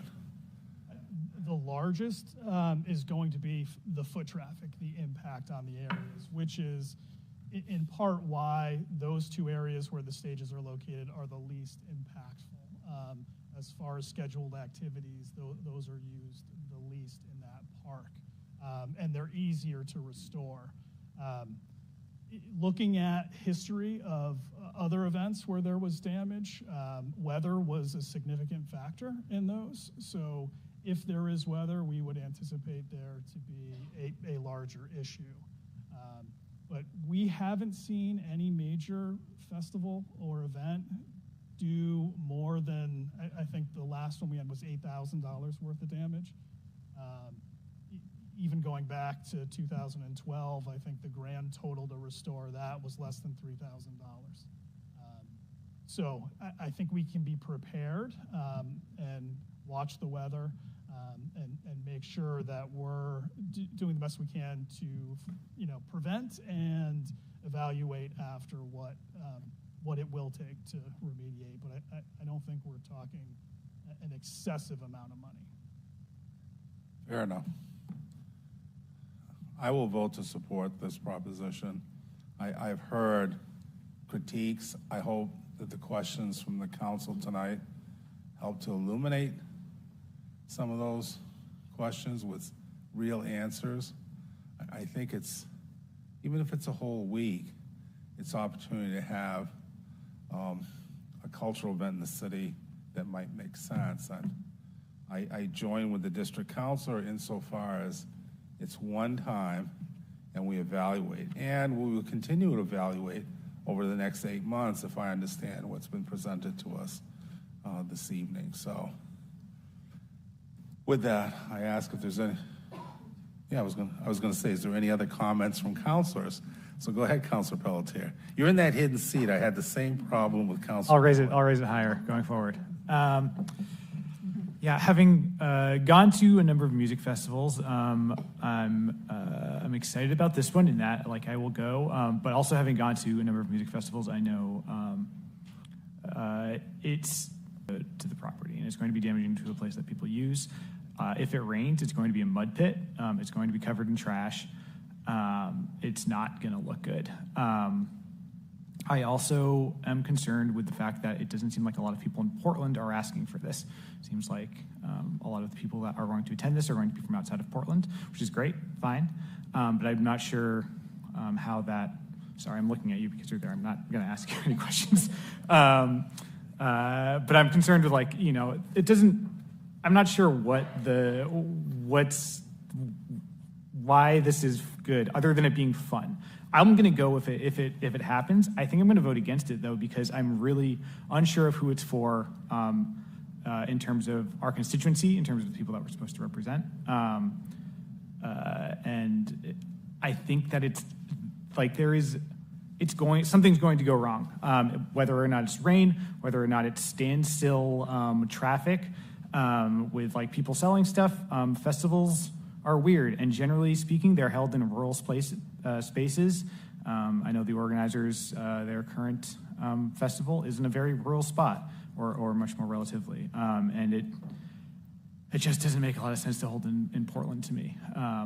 I get it, it's fun, I'll go, but it seems like a pretty easy political bet to say that something is going to go wrong here, and people are going to ask questions about why this was approved, and if it made such a mess to a beautiful public park that a lot of folks use. So, is there any other comment from the council? Seeing none. All those in the affirmative, please signify. 1, 2, 5 in the affirmative. All those opposed? 2. It passes. Clerk will now read communication 62425. Communication 62425 regarding the 2025 Council Common Goals by Mark Dion, Mayor. All right, the communication is included in the packet. It speaks for itself, so I won't belabor it. I want to thank the councilors for their participation in that process. Clerk will now read Order 922425. Order 922425, accepting a housing and urban development-led hazard reduction grant and appropriating $3,300,000 residential housing throughout Cumberland County, sponsored by Daniel West, City Manager. Assistant City Manager, comment. So this is a $3.4 million grant from the U.S. Department of Housing and Urban Development. The grant will allow the city to complete lead abatement and healthy home improvements, inspections, and assessments on 110 units throughout Cumberland County, as well as train 75 EPA-certified workers. And Mary Davis is here if you have any questions. Thank you. Is anyone wishing to provide public comment on this order? Seeing none, public comment is closed. I'll take a motion for passage. So moved. Second. was that you? Yeah. Counselor Phillips moves passage, seconded by Counselor Sykes. Council discussion. Counselor McNevish. Yeah, I was just curious, since this is a countywide program, what is the city's role specifically, and what is the administrative load? The city is the lead entity, so we assume all of the administrative responsibility as well as the technical responsibility for the implementation of the grant. Our grant proposal included funding for 2 full-time staff to administer the program. They would be grant-funded staff in place for the term of the grant. Administrative tasks include taking applications, screening eligibility, providing reports to HUD on the accomplishments, as well as field work to ensure that the abatement and healthy homes works are done properly. Any other questions of staff? Counselor Phillips. Thanks, Mary. How are these 110 units or housing units, how are they chosen? We do an application process, so property owners can apply through our program. We also get a great deal of referrals from the CDC when they have lead-poisoned children. So those units or those apartments are referred to the program, and we approach the property owners and provide them with information about this resource. The funding's provided in the form of a grant. It's forgiven over a 3-year period. So lead abatement is very expensive, and the grant also helps them do needed, we call it healthy homes, but essentially it's code work that might be needed in the properties. Congratulations on the grant. Thank you. Councilor Bullock. I also want to extend my congratulations. As you probably know, during my day job, I am in charge of the WIC program for Cumberland County, and so we do see kids with elevated lead levels on the regular, and it's very disturbing. So I'm really, really excited that we have ability to take action. My question, you mentioned property owners. I wondered if if renters were able to apply for this, like their landlord just wasn't up to the task of going through the process. Unfortunately, they can't apply and have their unit remediated on their own. However, we often get calls from tenants, and then we proactively reach out to the landlord and try and engage them with the program. Okay, thanks. That's really great to know. And I guess my follow-up to that is that there's a case manager or someone that follows through with that family to make sure the loop gets closed and that it just doesn't end up, in the ether somewhere, still with lead? As far as if that household happens to be a household management happens elsewhere, not through our office, perhaps by the CDC or another organization that family is working with. But we would see the process through in doing everything we could to facilitate an application with the landlord. Thanks so much, and really congratulations. This is really important work. Thank you. Any other questions or comments from the council? Councilor McNevish. Sorry, thank you, Mary. One more question. So then this is like individual units being applied for by the landlord, or is there the capacity to do like a whole building? Like yes. Multiple units? Yes, it can be both. Mm-hmm. But when we go in and we do remediation activities, the federal requirements make us look at the whole building. Mm-hmm. So there may be only one tenant who is an eligible tenant in the building, but we would have to done and remediate any lead hazards in that tenant's unit as well as common areas. So exterior, soils, entrance, hallways, lobbies, those kinds of things. Okay, thank you. Any other questions or comments from the council? Thank you, Mary. All right, then I call for a vote. Clerk will read the roll. Councilor Grant? Yes. Councilor Sykes? Yes. Councilor Pelletier? Yes. Councilor McNevish? Yes. Councilor Bullitt? Yes. Councilor Phillips? Yes. Mayor Dion? Yes.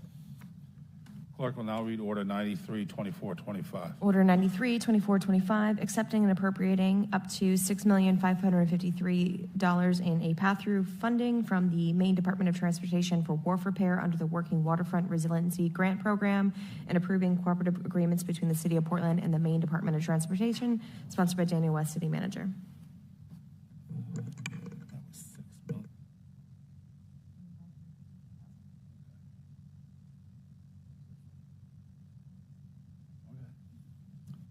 Just want to make sure. All right, then. Assistant City Manager.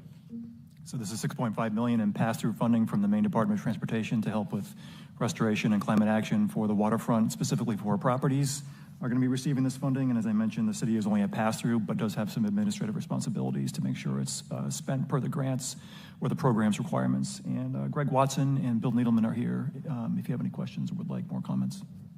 Thank you. Does anyone in the public wish to provide comment on this item? Seeing none, I'll take a motion for passage. Moved by Councilor Phillips, seconded by Second. Councilor Bullitt. Discussion or questions of staff? Anyone? Seeing none, clerk will call the roll. Councilor Grant? Yes. Councilor Sykes? Yes. Councilor Pelletier? Yes. Councilor McNevich? Yes. Councilor Bullitt? Yes. Councilor Phillips? Yes. Mayor Dion? Yes. Clerk will now read Order 95, 2425.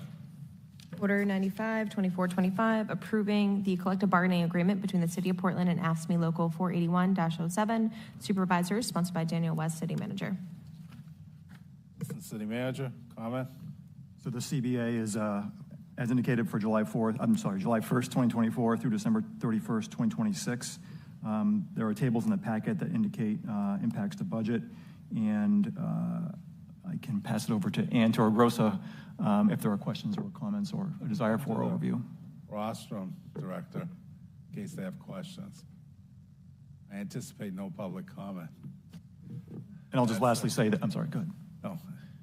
Anyone wishing to provide public comment on this order? Seeing none, public comment period is closed. I'll take a motion for passage. So moved. Oop, second. Moved by Councilor McNevich. Is there a second? Is there a second for passage? Second. Oh, thank you. Councilor Sykes seconds the motion. Now discussion or questions of staff. Can you give us a quick overview, Ann? Sure. Our supervisors union is sort of a frontline level supervisor who oversees our labor and trades group, which is mostly our field crews. We did a lot to bring them up. Previously, they had been below the folks they were supervising. We did a lot of work to bring them up, but in exchange, we also got all of our supervisors will now be working supervisors, which means they can jump in and help with tasks as needed. Many of them will have their commercial driver's licenses, be part of our drug testing pool, and be available for things like winter operations. And I just want to say, perhaps for the first time in city history, this was passed unanimously by the union. So city leadership is very pleased with this agreement, and our employees were incredibly thankful for it. So I actually want to thank the council for their support on this one and the next one as well. Thanks. Stand by. All right, is there any other discussion from the council or questions? Councilor Bullitt. I just really want to express my appreciation to you and your team for doing the hard work that this required. So both of you, good job. All right, then. There's no further discussion. Call for roll call. Councilor Grant? Yes. Councilor Sykes? Yes. Councilor Pelletier? Yes. Councilor McNevich? Yes. Councilor Bullitt? Yes. Councilor Phillips? Yes. Mayor Dion? Yes. Clerk will now read Order 96, 2425. Order 96, 2425, approving the collective bargaining agreement between the City of Portland and the City Employees Benefit Association, AFSCME Local 1373, sponsored by Daniel West, City Manager. All right, then. Assistant City Manager. Roughly the same agreement, but for non-supervisors. And if you have any comments, we'll take those. Yeah, I mean, really, SEBA is our largest union, and they have positions really all over the city, from our nursing staff at the Barron Center to most of our office staff all over the city, to our code enforcement officers, our animal control officer, our shelter staff. They are our largest union, and they do the most. They also are have our lowest paid jobs, and I just, again, really wanted to express my thanks to the council. Because of the feedback and the guidance we got, all employees in the city will be paid a minimum of $18 an hour moving forward, and that is a major benefit for our employees, and I'm just so pleased that this was supported. And similarly, we adjusted some wages for folks who are significantly underpaid compared to other municipalities or nursing facilities or others. We looked carefully at that, and also got some concessions that we think are important to help us continue recruiting qualified employees moving forward, including being able to bring experienced employees in at a higher pay rate and things like that. So again, it took a lot of work, but and my team did an amazing job, but we're really just so pleased to have the support of the council on this one, and it will make a big difference in our lowest paid employees' lives. Thank you, Director. Is there anyone in the public wishing to comment on this proposed order? Seeing none, public comment period is over. Call the roll. Council comment? Excuse me? Any council comment? Well, I'm sorry. Go ahead, Councilor Bullitt. I feel like I have to say something. Actually, it's been, I want to thank you again, and also I do want to say one thing. For like my whole first year of council, this was one of my favorite things that we were doing, but we were doing it all in executive session. And so I couldn't talk about it. And so I'm really excited to actually see something we worked on for a year get to the finish line. And I just applaud you, and I thank you for your teamwork. And I hope that this makes a difference, and I hope we can keep going. For this level of our really critical city staff. And so thanks to everybody, and happy to be here. I'll take a motion for, get a second. Okay. Is there a second? No. We did the first one. I just tried to move in the second one. They were so related. All right, there's a second by Councilor Bullitt. Councilor Grant, you have the floor. I just want to also express gratitude for these contracts, and also we think in conjunction with what we heard from the school board chair earlier this evening about the very excellent contract that they signed with the EdTechs very recently. I think it demonstrates to everyone in the public that the city really does care about its frontline workers, and that we want to make our lowest wage workers as high as we can. So thank you for the work that you've done there. Any other comments from the council? All right. Clerk will call the roll. Councilor Grant? Yes. Councilor Sykes? Yes. Councilor Pelletier? Yes. Councilor Mandavich? Yes. Councilor Bullitt? Yes. Councilor Phillips? Yes. Mayor Dion? Yes. 425. Order 97-2425, approving the Energy Efficiency Conservation Grant Block Program Technical Assistant Vouchers Agreement between the City of Portland and the United States Department of Energy, sponsored by Daniel West, City Manager. You have the floor.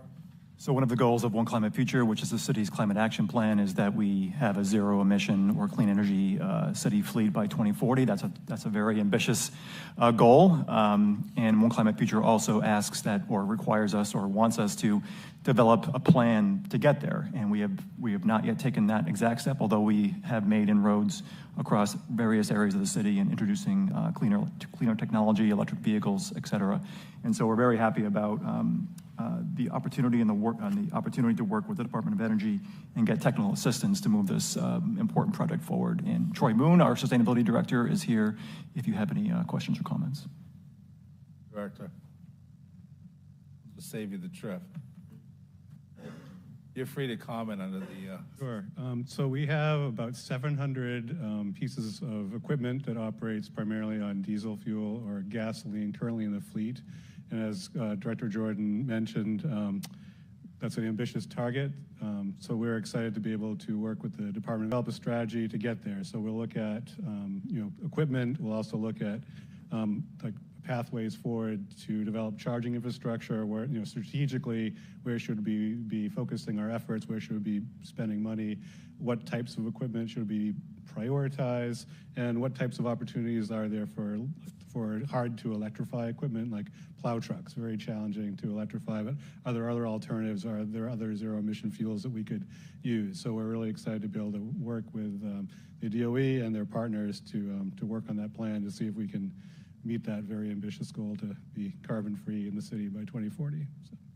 Thank you, Director. Is there anyone wishing to provide public comment on this proposed order?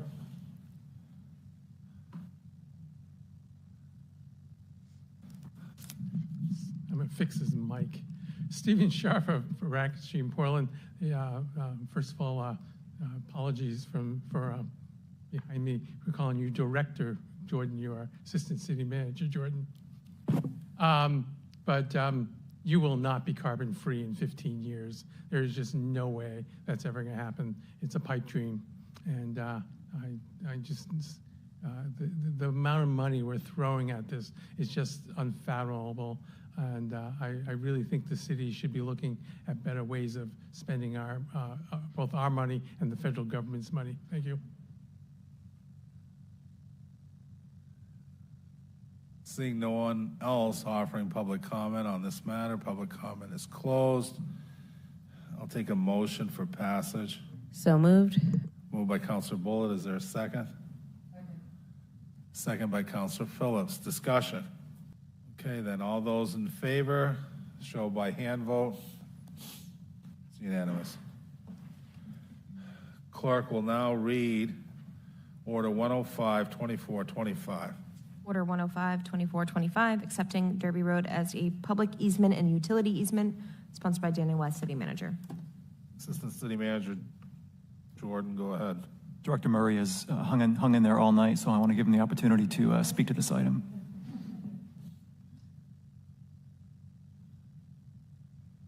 Good evening, Mayor, councilors, new faces, old faces. Derby Road is a very narrow, unaccepted street in the city of Portland off of Carlisle Road. It services two parcels. One has already been improved with a home. The other parcel was recently purchased. Easements will allow the purchaser of that property as well as the other property owner to freely access Derby Road and also give the authority for the new parcel owner to install utilities within the road. It's about 12 feet in width. It's really a driveway, and if you drive up Carlisle Road, you wouldn't know it was a city way or an unaccepted way, except there is a street sign there that signifies it. So this is really an effort to what has been a landlocked parcel to be able to be improved with a single-family home. All right, thank you. Anyone wishing to provide public comment on this proposed order? Seeing none, public comment period is closed. Take a motion for passage. Second. Moved by Councilor Phillips, seconded by Councilor McNevich. Comment by the council. Seeing none, all those in favor, please signify. Those opposed? Councilor Pelletier, I couldn't see your hand one way or the other. What? No, did you vote? Yes. In affirmative? Yes. Yes. All right, good. Okay. God knows I make mistakes too, so you're all set. So excited for the next one. I know, but this is a very bad, for some reason. It's no accident that Councilor Bullitt now finds herself down the aisle, as one would say. All right. Clerk will now read Order 106-2425. Order 106-2425, setting special election regarding Portland Board of Education election on June 10th, 2025, sponsored by Ashley Rand, City Clerk. Since this is mine, I'll jump in. At last meeting, I provided a memo with an overview of options for the council regarding this special election. Per our charter, one needs to be set at the next municipal election, or council can do it before. I had given some overview of some dates that we have to follow. So, historically in the past, when this has happened, we've added it to the June election, which is our school budget election anyway. Because of dates, if you chose to do it sooner, the earliest we could do it would be April. So financially, it makes the most sense to tack it on to June. I did put in there that if it were to be June, then nomination papers would be available, I believe it's Monday, January 6th, and they would need to be returned to our office on March 3rd, which is 99 days prior to the election. This is only for a 6-month vacancy, and then individuals would have to run again in November. So happy to answer any other questions you guys have. Thank you, Madam Clerk. Is there any public comment? Stephen Sharf of Brackett Street. There seems, well, there's a glitch in the system, but this is the second time we faced this, where we had a school board member resign a year ahead of his term, and thus we had to replace him at the June election. And most of the work of the school board members are done at that June election, because that's when the budget is approved. And from June till November, they really have not a lot of work to be done. But the important piece has been done already, and yet the school board will be without one member during that time. In my mind, if it makes some sense to elect somebody at an April 8th election, it would be a very low turnout election, and the problem is it would be a very expensive election to replace that person. So I actually think that it's a thought that you need to look at a charter amendment that allows you some flexibility in replacing a school board member in a vacancy situation. And also separately look at the issue of 2 school board members running at the same time, 2 positions being open, and with our ranked choice system, it does not work, and that needs to be fixed. It needs to be fixed. It doesn't need it. It can be fixed without a charter amendment, but it needs to be fixed because it's impossible for 2 people to run, and you only actually get to vote for one person, but you're voting for 2 people, and that is a very poor way to manage election system. Thank you. Seeing no other public comment period is closed. Have a motion for passage. So moved. Moved by Council McNevich. Is there a second? Councilor Grant. How ironic. Discussion. All right. All those in favor, please signal. You know what my dream is? Everybody has a lot of dreams. I would give anything where you had a board, like in the legislature, and you hit it, and I would see right there that you light up. It's going to save Councilor Pelletier from a lot of did you vote kind of questions. All right. Very good.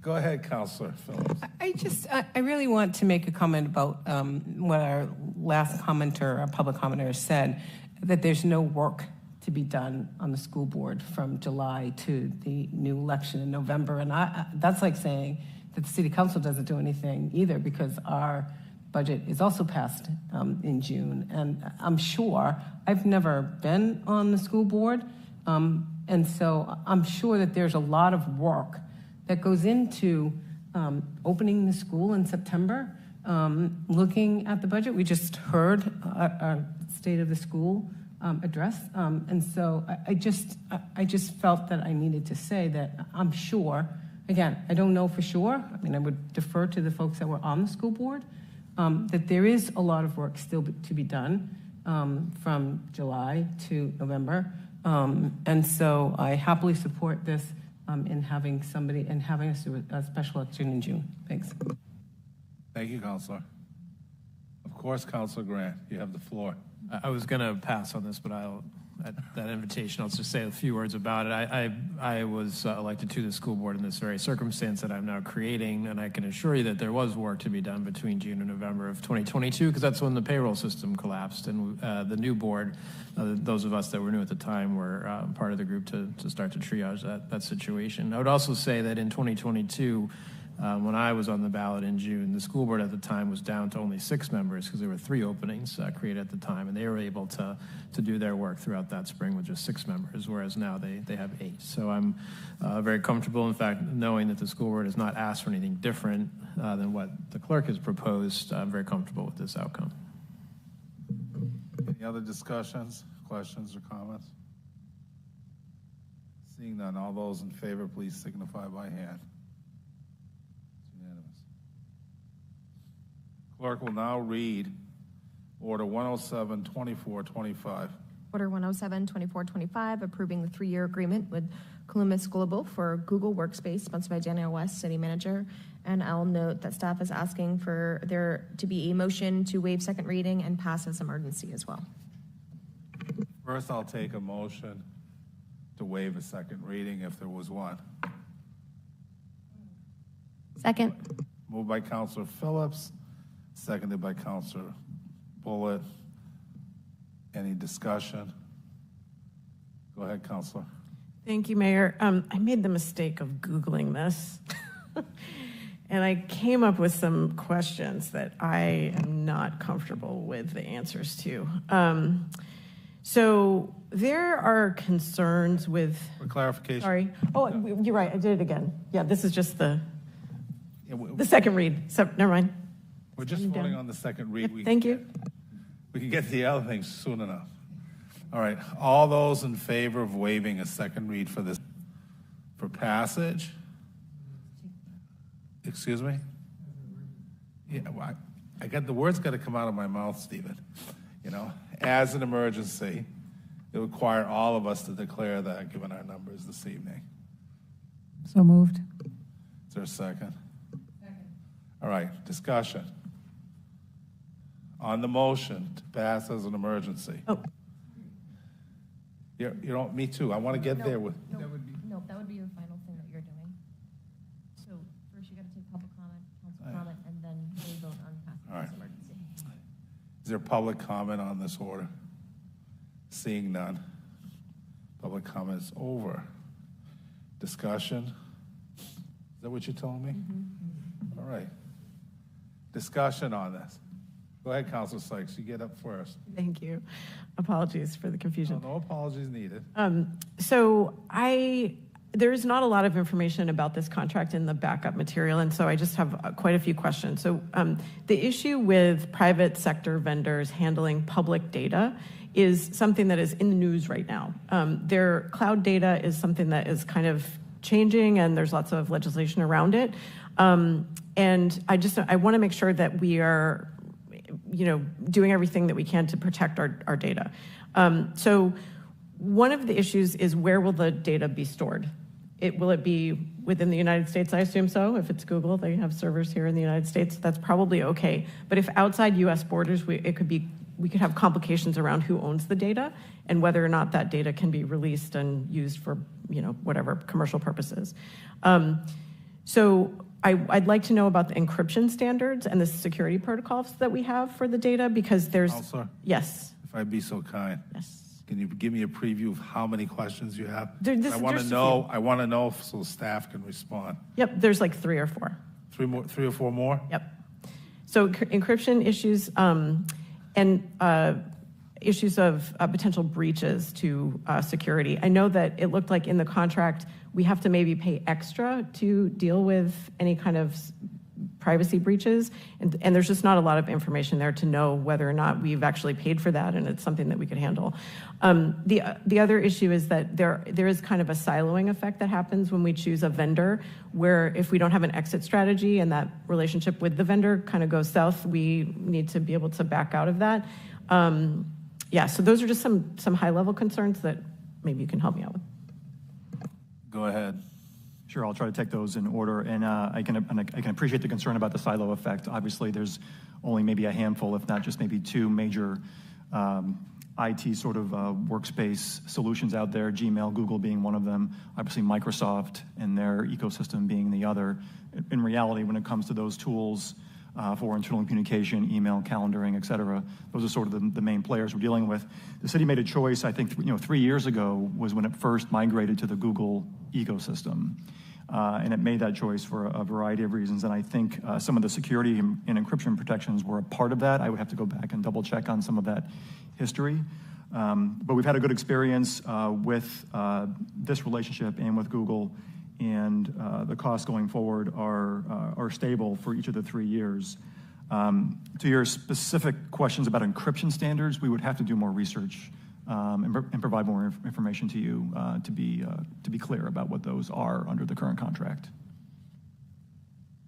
Thank you. I appreciate that. The other issue I have with this is whether or not we're actually, so there are main privacy and security regulations that as a municipality we have to adhere to under our agreements. And so I just want to make sure that we're in compliance with state law around public data. We're not just a company, right? We have a fiduciary responsibility to protect the data of the public. And so I think there's just levels here that I'm not familiar enough with to feel comfortable with just signing off on this contract. Unlike some other contracts where we have a lot of maybe negotiating power to execute on those type of things. Of course, this contract would comply with Maine state statute, but I would ask Corporation Counsel to speak to that issue more directly, because otherwise engaged. But with a contract like this, we have a little bit less leverage on a contract like this with a international corporation, where we pretty much have to adhere to their terms and conditions and have less wiggle room than maybe we do with other contracts. That being said, they are still bound by Maine state law, and I would just ask Corporation Counsel to weigh in on that question if you heard it. On the security issue, I mean, I think that is something that the IT department is very diligent about, and actually the IT department is the department that reviews the provider's practices and makes sure that they are in compliance with all the applicable standards. And so I don't know, we don't have anybody here tonight from that department, but that is what they do, and they do it very thoroughly for all of our software and subscription service agreements. I don't have the details on that issue off the top of my head, but I do know that it is something that is reviewed very carefully in the IT department. Just one last thing. If we don't pass this tonight, is the whole world going to fall apart with our with our cloud contract? Can I jump in on that one? I think, and actually, and I'll ask Greg, if my understanding is the current agreement ends at the end of the month. Is that right, Greg? That's correct. I can't see you, but I can hear you. If it doesn't pass as an emergency, so emergency passage would make the order effective immediately. We could sign the new contract tomorrow. We need 7 votes in order to do that. If it doesn't pass as an emergency and we get 5 or 6 votes tonight, we'll be able to sign it 10 days. We would be able to sign the agreement 10 days after tonight, which is December 26th. One of the reasons we requested emergency passage was to avoid the crunch, the holiday crunch, and vacation schedules and things like that. So if it doesn't pass at all tonight, and it is not, and there isn't a motion to postpone indefinitely, which would kill it, then it would come back on the agenda on the 6th. But I do believe that we run the risk of losing that service in between, at the end of the month. So maybe I could just flag that it would be great to have a little bit more research done around these compliance issues, so that when this comes up before us the next time, we can really dig into this, because this is a moving landscape and something that I think the city needs to be cognizant of. I mean, Australia is just dealing with a situation with, so obviously it's different federal data, but they're dealing with a situation where they can't access their data because it's being stored in another country. And so, there are real consequences to not sort of looking at the, how these laws interact. So maybe just a little bit more information about the encryption and the state law would make me feel more comfortable. But I will go ahead and support this, so nothing will. You want to respond? Go ahead. Certainly, we can do that for the future, and I would tend to agree with your comment. But we can also provide a communication down the road, answering your questions more fully before the next version of this 3 years from now. Councilor Pelletier? Yeah, I'll support this just because there are no other options. I do think the world would kind of end if we didn't, especially pass it next month. It definitely would be worth talking about when we talk about data, talking about what specific data we're looking at, and having a conversation to feel comfortable about. I know that there was concerns about storing the SSNs of landlords or Airbnb owners, and that was concerning to hear that there was concern about that when that item came up. So, yeah, would like to flag that we should be talking about data a little bit more, and there should be more knowledge about it. But also, we can't not have our entire workspaces setting for the city because nothing would happen. Any other comments? All right, seeing none. Roll. Counselor Grant? Yes. Counselor Sykes? Yes. Counselor Pelletier? Yes. Counselor McNevich? Yes. Counselor Bullitt? Yes. Counselor Phillips? Yes. Mayor Dion? Yes. Clerk will now address the first reads. First readings, Order 108, 2425, approving amendments to the rules of the Rent Board, sponsored by Rent Board Christopher Buddy Moore, Chair. And Order 109, accepting and appropriating a $3,600,000 Maine Infrastructure Adoption Grant from the Maine Department of Transportation for the Commercial Street, Portland Fish Pier Storm Drain Outfall Project, sponsored by Daniel West, City Manager. All right, then. Councilor Phillips is already packing up as a signal. I just want to wish everyone a happy holiday season. And those who watch, I'll be giving the State of the City address. I'll try to get to the point quickly. But I do wish you a happy holiday with your family and friends. We're busy enough, but please take the time to remember why we came here was for their